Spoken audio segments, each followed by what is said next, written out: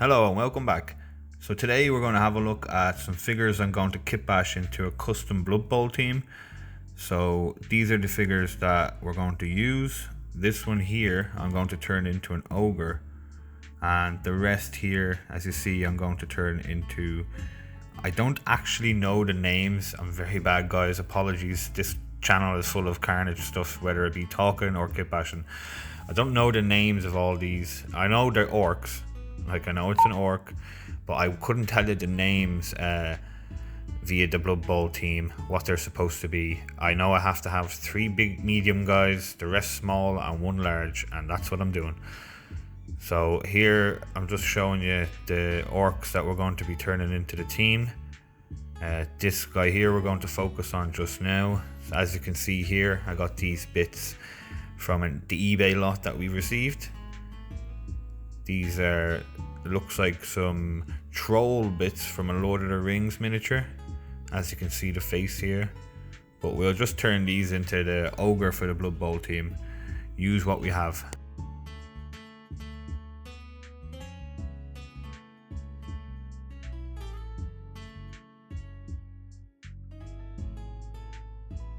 So these are heads that I got from a skull set from Citadel.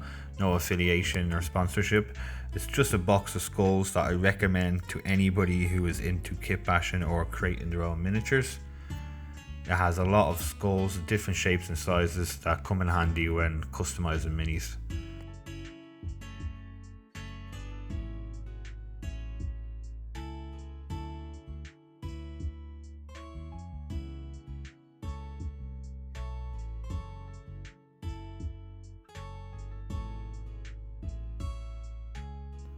Right, so let's get started. So we'll grab this guy here, and it's KitbashCarnage, guys, with just no planning really to this. We'll just start cutting and see where it goes. So we'll start cutting the arms off here and just making sure that they're aligned in a way that I don't snip the torso too much. Just make sure it's a clean enough cut. And we'll continue to cut off each limb depending on how we want to make the mini. So as you can see, I'm just checking out the orientation here just to make sure that I don't cut anything off that I don't want to have to make or mold or anything. So the least amount of damage I can do to the body and legs and stuff means less kitbashing, less making, and sorting out defects that I may have caused.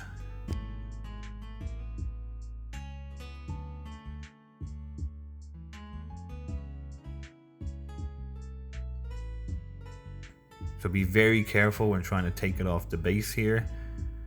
Sometimes when you use a snips, you can actually cut you see with the toe just there, you can cut sometimes the actual model itself. So just be very careful when you're taking figures off bases.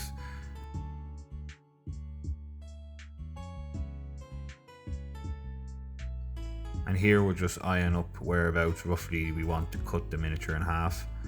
I was thinking where we just cut them straight down, cut them at the waist, just cut the legs off. But you see, hopefully you will plan this ahead of time. I like to see where it takes me. I like to get cracking into a project, and a little bit, depending on how big the project is, I like to plan out certain bits, but majority of the time I like to just dive in head first and see what happens. It's part of the fun of the whole project.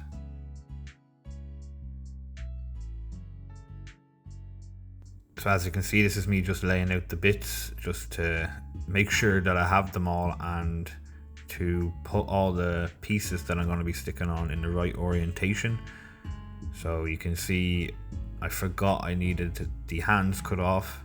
It's just the arms I needed for this miniature, so snip snip, goodbye. And we will keep these blades, everything that we cut off, as long as it's in a usable order, we'll keep it for other projects in the future.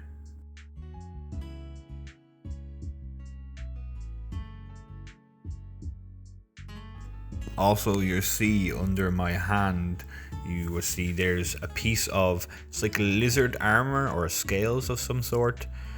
Guys, I really apologize for not knowing names of anything.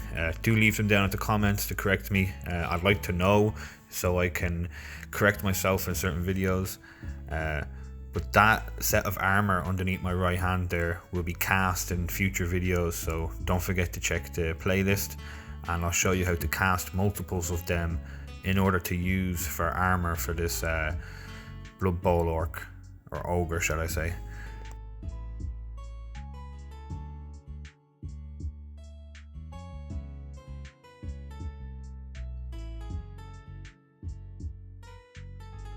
So I decided here not to actually cut the legs at the hip joint.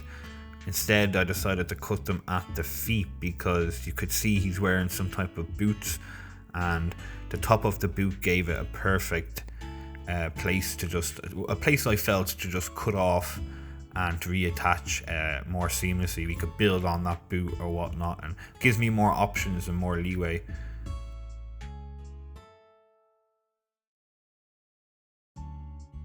As with any miniature that you are cutting off a sprue that's fresh off a pack or anything at all, guys, sanding is needed sometimes just to get the surfaces to a nice consistency. It sounds like we're making a meal here.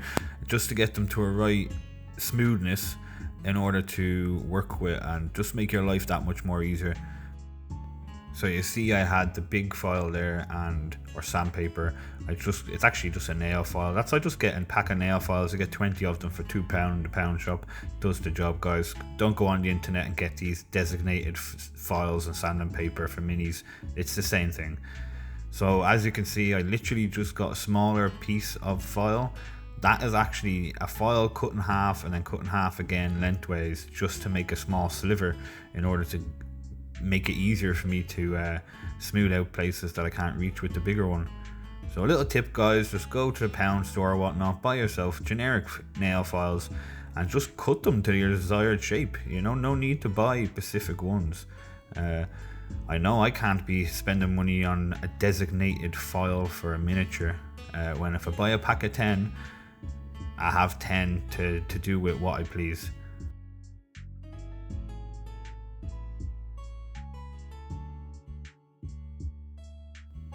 Here we're just using that small nail file sliver that I've cut off just to get other pieces that I can't reach with the big one, or into sections that I'm afraid by using the big file I will maybe accidentally file an area that I don't want to be filed. So we'll smooth down this area here with the sliver of nail file just to make it that much more easier to work with.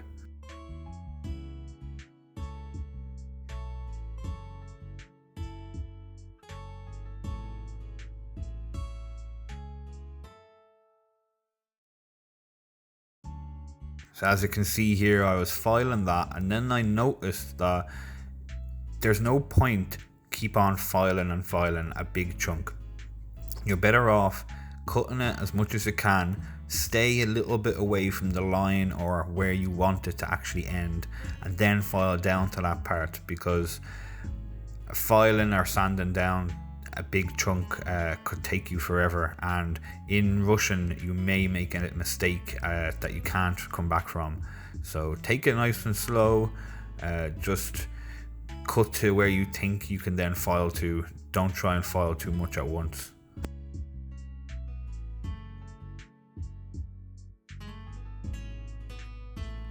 So as you can see there, I'm just trying to drill a hole through each limb here, but the drill bit that I was using was too thick and I was afraid it would have pushed the plastic out.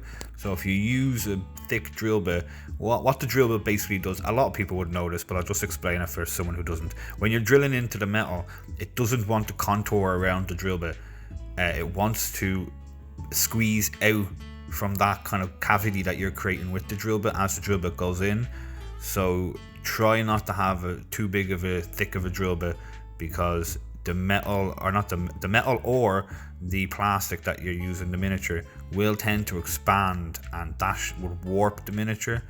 So just be careful, use the right size and never go too deep in. You see in a lot of these videos I drill in, take it out, I check, I make sure. Sometimes I'll use my nail or my finger for reference of how deep it's gone into the part. As you've seen there, I use the drill bit itself, roughly see how far it's gone in, and this will prevent you from drilling straight through the leg, in past the knee, or warping the material of some kind. Now and again, I should take the drill bit out of the hole and put it back in and screw it in the opposite direction in order to take whatever plastic I just drilled out of the hole and not leave in the hole, if that makes any sense whatsoever. But yeah, that's all I'm doing here, is creating little holes that I can eventually use to stick some type of metal rod in and stick all the pieces back together. Just stay tuned and we'll see how that goes.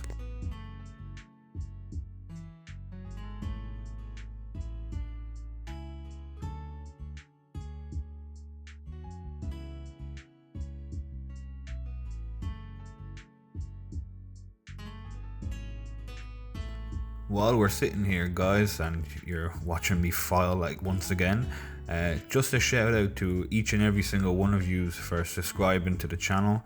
I really appreciate it, especially with all the hassle we had with losing the first channel. At least we got to keep the name, so that's a win. But losing 77 subscribers was a big hit and a big knock to my confidence. But we're coming back harder and stronger than ever, and I really appreciate everyone who came from my old channel and came over here and is continually supporting me. I really appreciate all the support and all the comments. I appreciate every single comment, so keep it up, guys, and thanks for coming on this journey with me. You don't know how much it just makes me overjoyed. I'm overjoyed, I am, everyone. So thank you very much.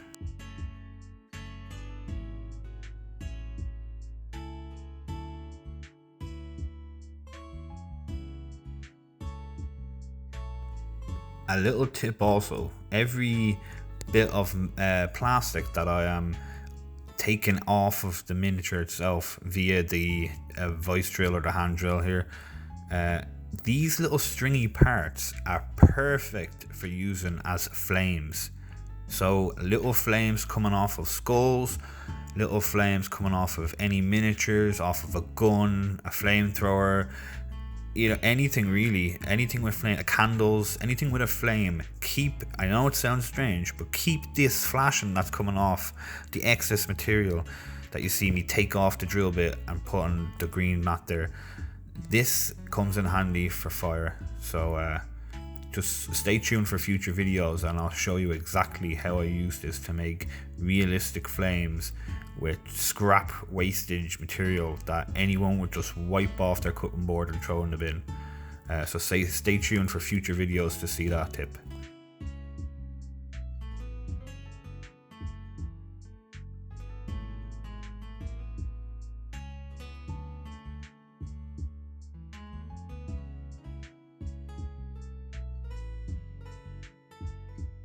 So as you can see here, as previously explained, I'm just trying to gauge the depth of the holes that I'm drilling.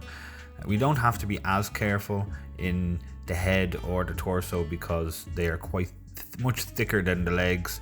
And this is me just orientating the head of where I might want it to go.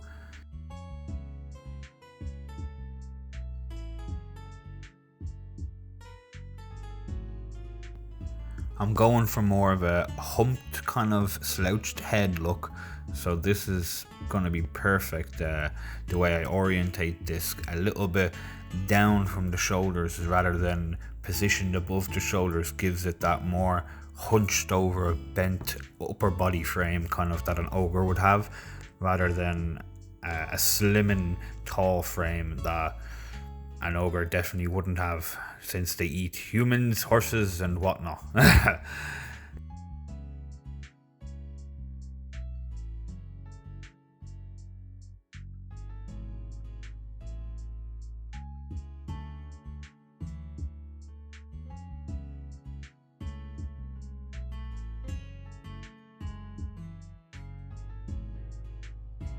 Once again, guys, just make sure you don't drill through the actual miniature itself.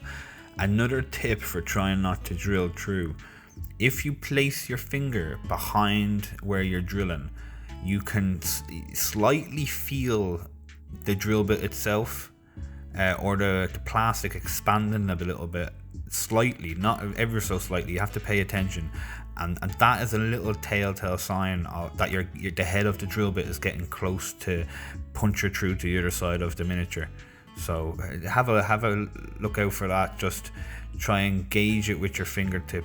Can you feel the actual head of the drill bit coming to the end or going to poke through? And just as you think, I just stop, take it out and check, just in case. It's just a small hint like that might save you from drilling straight through your miniature.